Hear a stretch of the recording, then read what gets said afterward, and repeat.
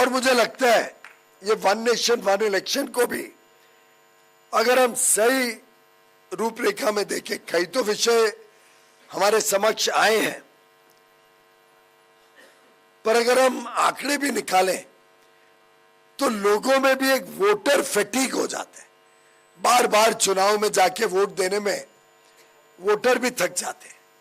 तो आप देखेंगे कि आंध्र प्रदेश, सिक्किम, अरुणाचल प्रदेश या उड़ीसा में जहां दोनों चुनाव साथ में होते हैं तो वोटिंग परसेंटेज भी बढ़ जाती है, ज्यादा लोग वोट डालने आते हैं। एक चुस्ती होती है, उत्साह होता है, आलस नहीं आता है, अरे अभी तो वोट डाला था, अब वापस कौन जाएगा। जबकि लोकसभा चुनाव जिन प्रदेशों में अलग होता है, असेंबली अलग होती है, तो वोट परसेंटेज काफी गिर जाता है। तो अगर एक अच्छे लोकतंत्र में सबकी सहभागिता चाहिए तो वन नेशन वन इलेक्शन एक मार्ग बनता है कि सब लोगों को उत्साह हो कि हम जाएं, वोट देने जाएं। अर्थव्यवस्था को तो लाभ होगा ही, लाखों करोड़ रुपए का लाभ अभी अभी प्रस्ताव में भी बताया गया, एंटनी जी ने बताया, प्रवीण जी ने बताया, अन्य नेताओं ने बताया। उससे कैसे हमारे व्यापार और उद्योग को लाभ होगा।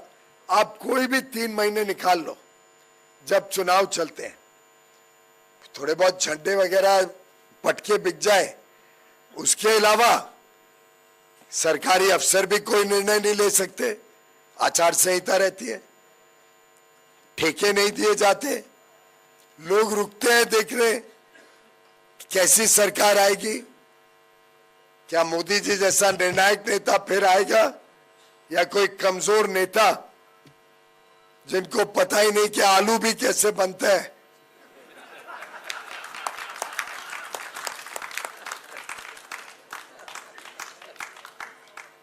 जिनका भाषण कहां से शुरू होता है और कहां बिखर जाता है। और